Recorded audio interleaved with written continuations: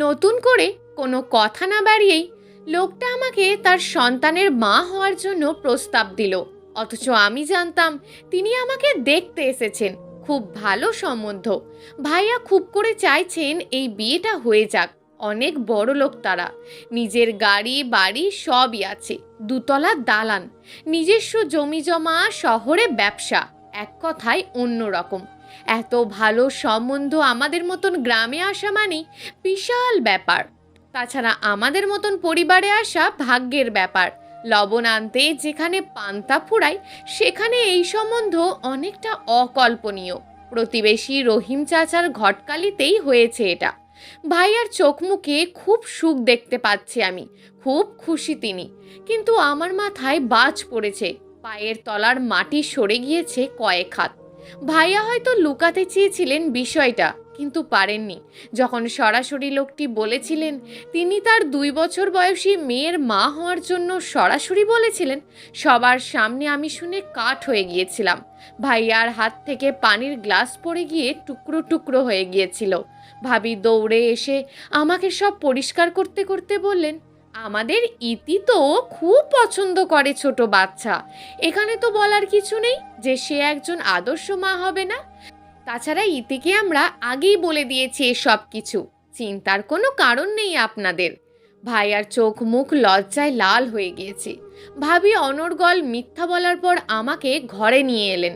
ওদিকে অতিথি বিদায় হওয়ার পর ভাইয়া আমার কাছে এসে বসলেন। আমি চুপচাপ বসে আছি। ভাইয়া কিছু একটা বলতে গিয়েও বারবার থেমে যাচ্ছেন। কেমন যেন কাঁচুমাচু করছেন তিনি। আমি চুপচাপ বসে আছি। কিছুক্ষণ পর তিনি নিজেই বললেন, ইতি, একটা অনুরোধ রাখবি বুনু? বিয়ে ছাড়া অন্য কোনো অনুরোধ থাকলে ভেবে দেখতাম ভাইয়া। এই বিয়েতে তুই না করিস না বুনু, না করিস না। আমি কোনো বিবাহিত পুরুষকে বিয়ে করতে পারবো না ভাইয়া। আবার তার সন্তানের মা, এটা সম্ভব নয়। তাছাড়া আমার পড়ালেখা করতে হবে ভাইয়া, অনেক বড় হতে হবে। এত পড়ালেখা কিভাবে করাবো আমি? খরচ কে দেবে তোকে?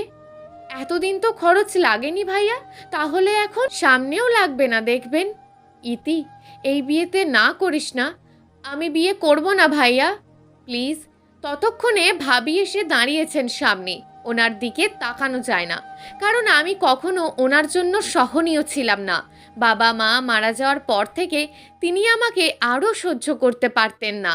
এদিকে ভাইয়ার সংসার, সন্তান, এগুলো বড় হয়েছে। সেখানে আমি নিতান্তই একটা বোঝা, বুঝতে পারতাম, কিন্তু বলতাম না।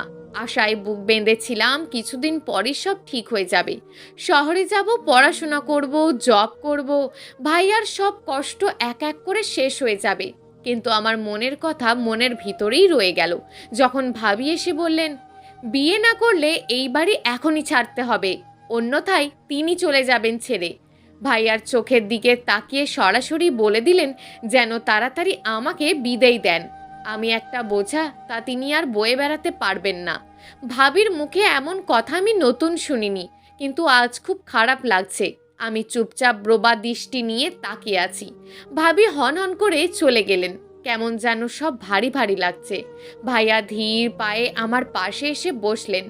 কাঁপা কাঁপা হাত মাথায় রেখে বললেন, না করিস না বুনু, খুব সুখী হবি তুই, দেখিস, না করিস না। ভাইয়ার অসহায় চোখের দিকে তাকিয়ে আমি কিছুই বললাম না। ঘর অন্ধকার করে শুয়ে পড়লাম। পরের দিন সকালে খবর এলো তারা এই মাসেই বিয়ে করতে চাইছেন। ভাবি 1 মাসের জায়গায় 1 সপ্তাহে সব ঠিক করে ফেললেন। আমি ভাবির এমন কর্মকাণ্ড দেখে খুব অবাক হচ্ছিলাম, কিন্তু বলার ছিল না কিছুই। ভাইয়ার করুণ দৃষ্টি আমাকে থামিয়ে দিচ্ছিল। আমার প্রতি ভাবির অনীহা ভাইয়াকে আরও কষ্ট দিচ্ছিল। ভাইয়ার কষ্ট লাঘবের জন্য আমি নীরবতাই পালন করে গেলাম। জানি না কি হবে সামনে। সপ্তাহ জুড়ে চলল বিয়ের আয়োজন। গায়ে হলুদের আগের দিন আমার হাতে দেওয়া হলো কিছু টাকা, নিজের পছন্দের কেনাকাটা করার জন্য। আমি চুপচাপ টাকা রেখে দিলাম। কেনাকাটার ইচ্ছে নেই, ভাবেই নিয়ে এলেন সব কিছু। পছন্দ ও অপছন্দের কোনো কথাই নেই। আমার ইচ্ছার মূল্যায়ন তিনি কখনোই করেননি। হলুদের দিন আমাকে খুব করে সাজানো হলো, কিন্তু লাল রঙের ছোঁয়া বাদ দিয়ে। আমি নিষেধ করেছিলাম তাই। এই একটা কথা অন্তত রাখা হলো আমার। বিয়ের দিনেও আমাকে লাল রঙের কিছু জিনিস দেওয়া হয়নি। পাশ থেকে কে যেন বলছিল, বউ, আবার লাল রং ছাড়া ভালো লাগে নাকি? শুনে ভাইয়া একটা লাল টিপ নিয়ে এলেন দৌড়ে গিয়ে। আমার কপালে দেওয়ার আগেই আমি হাত ধরে ফেললাম। তিনি খুব অবাক হয়ে জিজ্ঞেস করলেন, কেন কেন লাল টিপ দিবি না ইতি? লাল তো তোর পছন্দের রং। বিয়েতে বউ লাল রঙের ছোঁয়া নিয়ে বউ সাজে। বিয়ে তো করে আমি মা হচ্ছি, তাই। আমার কথায় ভাইয়া কেমন যেন থমকে গেলেন। হাতটা মুহূর্তে গুটি নিয়ে সরে গেলেন অশ্রুভর্তি চোখ নিয়ে। এদিকে বরযাত্রী চলে এসেছে। আমি আর কিছুক্ষণের অতিথি এই বাড়িতে। একটু পর বিদায় হয়ে যাবে আমার। ভাবি জঞ্জাল মুক্ত হবে, কিন্তু ভাইয়ার কষ্ট হবে খুব। ইতির অভ্যাস ভাইয়ার খুব পুরনো। খাওয়ার সময় কিংবা কোনো হিসেব নিকেশ করার সময় ইতিকে ছাড়া ভাইয়ার চলেই না। আমি চলে গেলে আমার 2 বছরের ভাইজি আর 6 বছরের ভাইপো খুব একা হয়ে যাবে। তাদের কাছে ইতিফুবি মানেই সকাল বিকাল দিন রাত সব। খুব কষ্ট হচ্ছে এই ভেবে যে চলে যেতে হবে, তবে মনের ভিতর কেমন যেন শুনশান নীরবতা। খুব বেগে ঝড় হচ্ছে, কিন্তু অনুভূতির কোনো কিছুই নেই। শুধু সব সম্মতি দিয়ে মেনে নিচ্ছি। অনেক কিছুই ঘুরপাক খাচ্ছে মনের ভিতর। সবচেয়ে বড় প্রশ্ন ছিল, পারবো তো এই বিয়ে মেনে নিয়ে সংসার করে যেতে? মেয়েটার মা হতে পারবো তো? উত্তর তো একটাই, আমি পারবো না। কিন্তু কেন পারবো না, এই উত্তর আমি খুঁজে পাচ্ছি না। সম্ভবত কাউকে নিজের সন্তান ভাবা আর তার মা হওয়ার মধ্যে অনেক তফাৎ। এলোমেলো প্রশ্ন মাথায় ঘুরপাক খাচ্ছে। এমন সময় সবাই নিজেকে গুছিয়ে নিয়েছে। এই সময় বড়রা মাথার ঘোমটা টেনে আমার মুখ ঢেকে দিলেন। বিয়ে হওয়ার পর পরিশেষে আমি স্ত্রী হলাম কারোর। চোখ দিয়ে টপ টপ করে জল পড়ছে, কিন্তু মুছে দেওয়ার কেউ নেই। চুপচাপ বসে আছি। বউ দেখতে অনেকেই আসছে আর যাচ্ছে। খুব অসহনীয় অবস্থা আমার। ভালো লাগছে না কিছুই। এমন সময় ভাইয়া এসে বসলেন আমার পাশে। পকেট থেকে বের করে দুটো বালা দিলেন আমার হাতে। বালা দুটো চিনতে ভুল হয়নি আমার। এগুলো মায়ের বালা। তিনি খুব যত্ন করে আমার হাতে পরিয়ে দিতে চাইলেন, কিন্তু আমি হাত বাড়িয়ে দিইনি। বললাম, এগুলো ভাবিকে দিয়েন, আমার অধিকার নেই এগুলোর ওপর। তাছাড়া মায়ের গয়নাগাটির ওপর ভাগ পায় বউরা, আর ভাবি তো এটার যোগ্য। অনেক কিছুই করেছেন তিনি মায়ের জন্য। ওনার মেয়েকে নিজের দায়িত্বে বিয়ে দিচ্ছেন, এটাও বা কম কিসের? ভাইয়া আমাকে বুকে জড়িয়ে কান্না শুরু করলেন। আমিও পারিনি খুব বেশি একটা শক্ত হয়ে থাকতে। ভাইয়ার সাথে আমিও কেঁদেছি, সাথে আমার কলিজার টুকরোগুলো। ভাবির মতো নির্দয় মানুষের চোখেও পানি। যাই হোক, ভাইয়া খুব জোরাজুরি করলেও আমি বালা দুটো ভাবির হাতে পরিয়ে দিলাম। এদিকে বিদায়ের সময় হয়ে এসেছে। ভাইয়ার হাত ধরেই গিয়ে গাড়িতে বসলাম। আমার পাশে এসে বসলেন তিনি, মানে আমার স্বামী। সবাইকে বিদায় জানিয়ে শুরু হলো যাত্রা। আমি খুব বিস্মিত হয়ে বসে আছি। ওনার মেয়ে নেই কেন সাথে? যার জন্য বিয়ে তাকেই নিয়ে আসেননি? তিনি খুব শান্ত গলায় বললেন, দেখুন, কিছু ভাবার নেই, মেয়েটাকে আনিনি। আপনি ঠিক আছেন তো? আমি মাথা নেড়ে সম্মতি দিলাম। তাহলে চোখ মুখে তো 12টা বাজিয়েছেন যে, বলেই টিস্যু পেপার সামনে এগিয়ে দিয়ে মুখ মুছে নিতে বললেন। আমিও ওনার হাত থেকে টিস্যু নিয়ে মুখ মুছে নিলাম। বউরা তো লাল রঙের সাজে, আপনি নীল রঙে। আমার এটাই ভালো লাগে, প্রিয় রং, তাই সেজেছি। সেজেছেন? কোথাও সাজের তো ছিটে ফোটাও নেই। এটাই সাজ। মায়ের আবার কিসের সাজ? আপনি তো স্পষ্টই বলেছেন আপনার মেয়ের জন্য বিয়ে করেছেন। তাহলে আবার? তিনি আর কথা বাড়ালেন না। হয়তো বুঝতে পেরেছেন যে আমি খুশি হইনি। পুরো রাস্তা মৌনতা অবলম্বন করেই বাড়ি পৌঁছালাম। স্বাগত জানিয়ে আমাকে ভিতরে নেওয়া হলো। বিশাল বাড়ি, দেখেই চোখ জুড়িয়ে যাচ্ছে সাজসজ্জা। আমি চতুর্দিকে দেখছি অবুঝের মতন। এমন সময় একটা ছোট মেয়েকে দেখলাম। বয়স প্রায় 2 বছর হবে। মনে হলো এই সেই মেয়ে যার জন্য আমি এখানে, কিন্তু ভালো করে দেখতে পারলাম না মেয়েটাকে। ততক্ষণে আমাকে আর রুমে নিয়ে যাওয়া হলো। খুব সুন্দর করে সাজানো সব, বিছানায় ফুলের তোড়া, খুব রোম্যান্টিক পরিবেশ, কিন্তু আমার জন্য বিরক্তিকর। গোলাপে অ্যালার্জি আছে আমার। আমি সরিয়ে রাখলেও অ্যালার্জি উঠবে। তবু গিয়ে বসলাম। এদিকে মাথা ভারী হয়ে আসছে। অনেক অপেক্ষা করিয়ে তিনি রুমে আসলেন। 1 পা 2 পা করে এগিয়ে আসছেন আমার দিকে। আমি ভয়ে জড়সড়। তবু ওনাকে থামিয়ে বললাম, আমার কাছে আসবেন না, ওখানেই থাকেন প্লিজ। তিনি মুচকি হেসে তোয়ালে নিয়ে বাথরুমে চলে গেলেন। কিছুক্ষণ পর ফ্রেশ হয়ে ঠিক আমার পাশে বসলেন। আমি কিছু বলবো তার আগেই তিনি বলে উঠলেন, দেখুন, আমি কিচ্ছু করব না, জাস্ট গোলাপের তোড়া সরাতে এসছি, আপনি ঘাবড়াবেন না প্লিজ। আমি চুপ করে রইলাম। তিনি সব সরিয়ে বললেন, এলার্জি আছে, সরাতে পারলেই তো হতো। এই যে চোখ মুখ লাল হয়ে গিয়েছে, এতে স্পষ্ট বোঝা যাচ্ছে আপনার এলার্জি। আমি আবারও কিচ্ছু বললাম না, তবে বুঝতে পেরেছি তিনি কিছু সমস্যা না বললেও বুঝতে পারেন। রুমের লাইট অফ করে শুয়ে পড়লাম। আমি জেগেই আছি। রাত প্রায় 3টে। তিনি ঘুম থেকে উঠে আমাকে দেখে খুব অবাক হলেন। আপনি এখনো জেগে? চেঞ্জ করেননি? ঘুমাননি এখনো? না মানে? না মানে কি? ভয় পেয়েছেন? দেখুন, আমি আপনাকে কিছুই করব না। আপনাকে বলেছিলাম মেয়ের জন্য বিয়ে করেছি আমি। আমার কথা অনড়।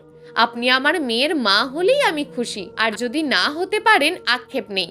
জন্মদাত্রী যখন মা হতে পারেননি, তখন আপনার কাছে আশা করাটা বোকামিই হবে না হয়। ভেবে নেব আমি ব্যর্থ তাকে মা এনে দিতে। আমি দাঁড়িয়ে আছি জানালায়। তিনি আমার পাশে এসে দাঁড়ালেন। এই বিয়েতে আপনার মত ছিল না, তাই না? আমি খুব অবাক হলাম ওনার এই কথা শুনে। আসলে তা না। তা না। কিন্তু আমার মেয়ের কথা শুনে আপনি মত পাল্টে ফেলেছিলেন। দেখুন মিস ইতি, আপনি খুব অবাক হয়েছিলেন আমি জানি। আপনার ভাবির অস্বাভাবিক কথাবার্তা শুনে আমি বুঝতে পেরেছিলাম। আসলে আমি বুঝতে পেরেও আপনাকে বিয়ে করে সেলফিশের মতন কাজ করলাম। আমি কিছু না বলি চুপ করে দাঁড়িয়ে আছি। দেখুন, আমি বিয়ে না করলেও আপনার বিয়ে আপনার ভাবি ঠিকই দিতেন, কিন্তু আপনি হয়তো সুখী হতেন না। মানে? তিনি গ্রামের ওই রহিম ঘটকের বেকার ছেলের সাথে আপনার বিয়ে দিতেন। সেও তো বিবাহিত, ডিভোর্সি। মানে? আমি আসার পর রহিম ঘটক আমাকে সব বলেছে। আমি আর কথা বাড়ালাম না। জিজ্ঞেস করলাম, আপনার মেয়ে কোথায়? দাদির সাথে ঘুমিয়েছে, সকালে দেখা হবে তার সাথে। নাম কি? কোমল। সুন্দর নাম তো। তিনি আবার জিজ্ঞেস করলেন, আমার মেয়ের মা হবেন তো? জোর করছি না, তবে অনুরোধ করছি, আমার স্ত্রী না হলেও চলবে। আমি মাথা নাড়িয়ে সম্মতি দিলাম। তিনি চোখের জলে সিক্ত হয়ে বললেন, আপনার কাছে শুধু এটুকুই চাই, এর বেশি আর কিছুই চাই না। আমি তাকিয়ে আছি লোকটার দিকে।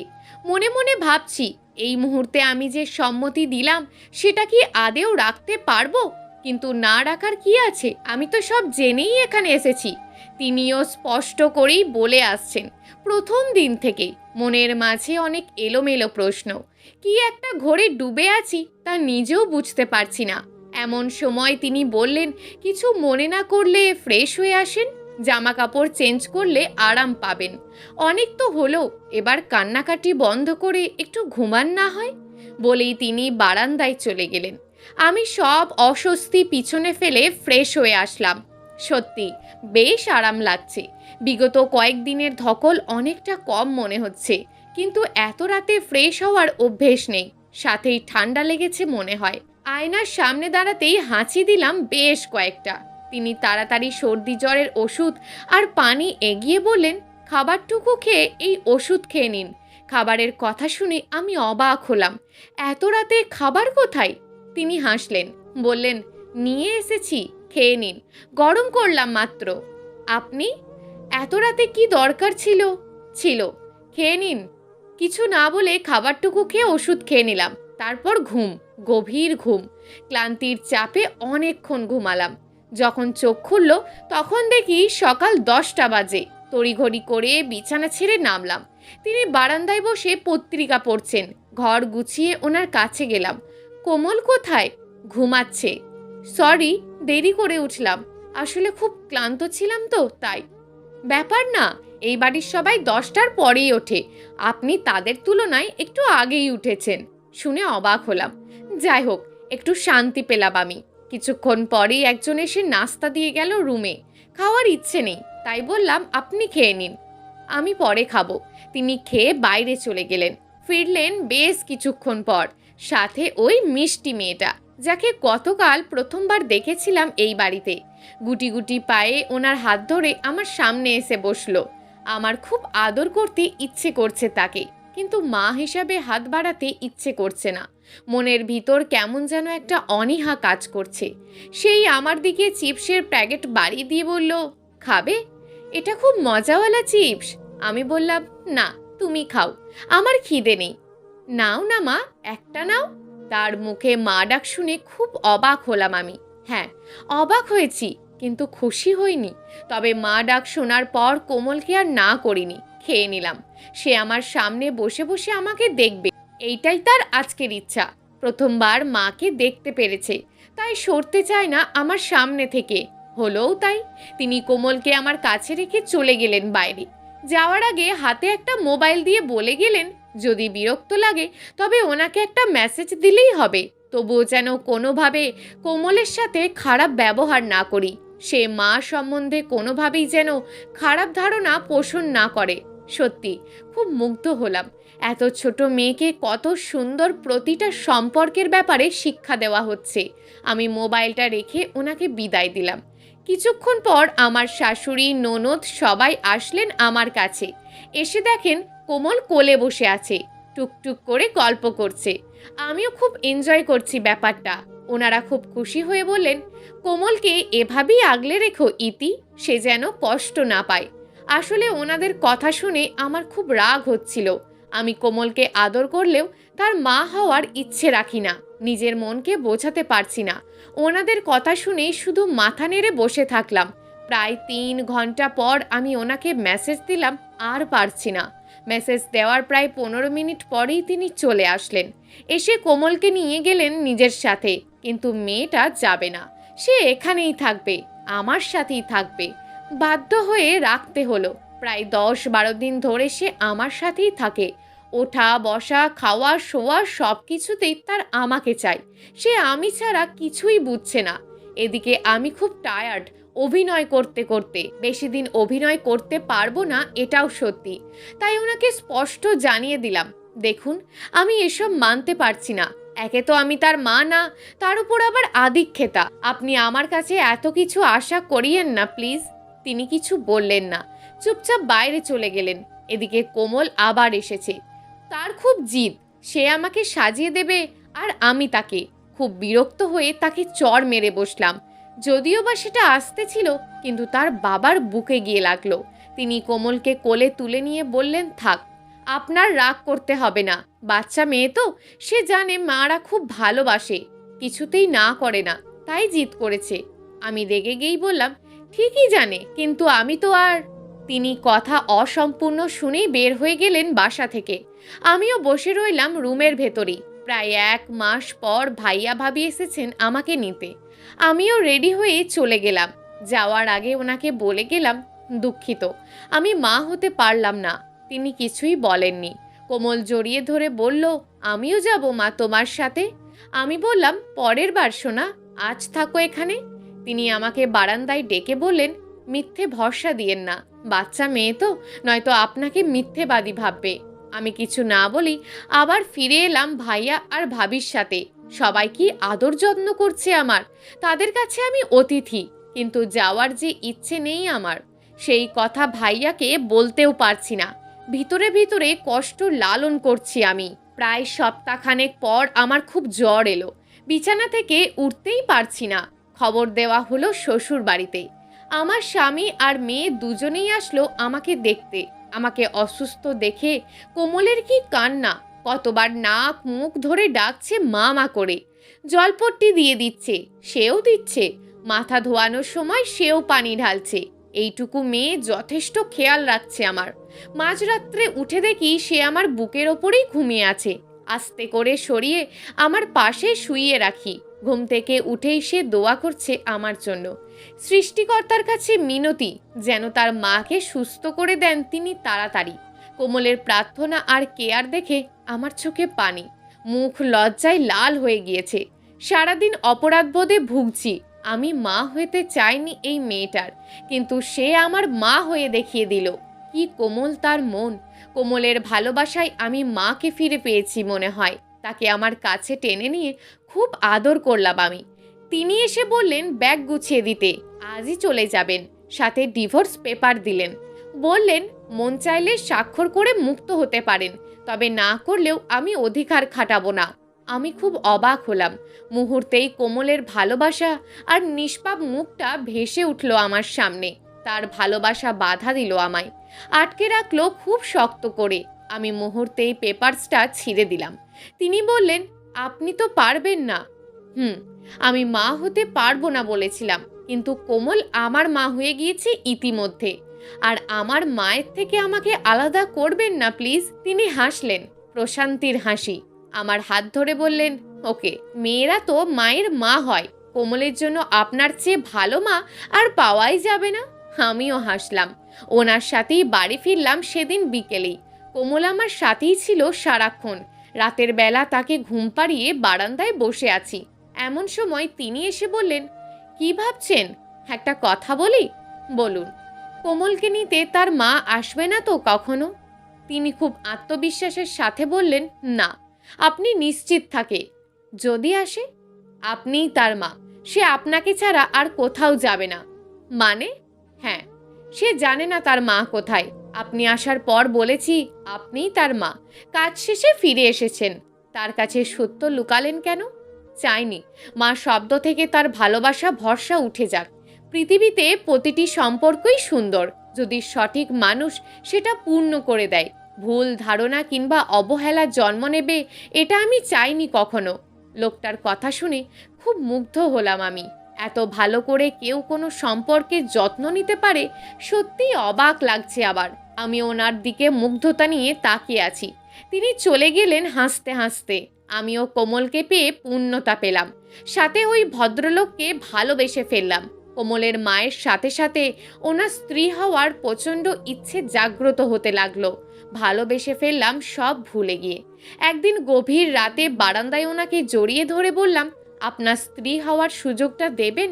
কথা দিলাম কোনো ফাঁকিবাজি করব না, ভালোবাসায় ভরিয়ে দেব আপনার জীবন। তিনিও আমাকে জড়িয়ে ধরে বললেন, খুব ভালোবাসি আপনাকে, সেই প্রথম দিন থেকে। শুধু বলতে পারিনি। আপনিই আমার স্ত্রী হওয়ার যোগ্যতা রাখেন।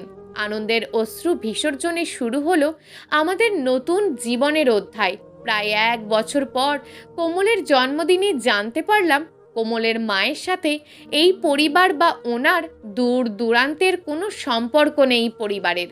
এরকমই কোনো বর্ষণমুখর দিনে কেউ রাস্তায় ফেলে গিয়েছিল কোমলকে, যাকে তুলে এনেছিলেন ইমন, মানে আমার স্বামী। সেই থেকেই তিনি এই পরিটার ভালোবাসায় এত মুগ্ধ হয়ে গেছিলেন, নিজের মেয়ে ছাড়া অন্য কোনো পরিচয় দিতেন না। কোমল ওনার পৃথিবী জুড়ে। ওনার জীবনের শর্তই ছিল কোমলের মা খোঁজা।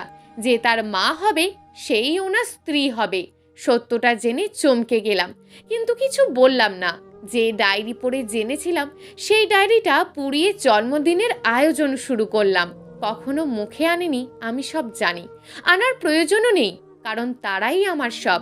আমার স্বামী, আমার সন্তান, আমার পরিবার। এরপর আর কিছুই নেই আমার। এদেরকে নিয়েই আমি সুখী, খুব সুখী। যাদের কাছে ভালোবাসা শিখলাম তাদের কাছে আর প্রশ্ন নেই আমার। প্রিয় দর্শক, এই গল্পটা আপনাদের কেমন লাগলো তা অবশ্যই একটি কমেন্ট করবেন। আর যদি গল্পটা আপনাদের ভালো লেগে থাকে তাহলে ভিডিওটিতে একটি লাইক করে দেবেন, এবং এই ধরনের ভিন্ন স্বাদের গল্প শোনার জন্য চ্যানেলটিকে অবশ্যই সাবস্ক্রাইব করে আমাদের সঙ্গে যুক্ত থাকুন।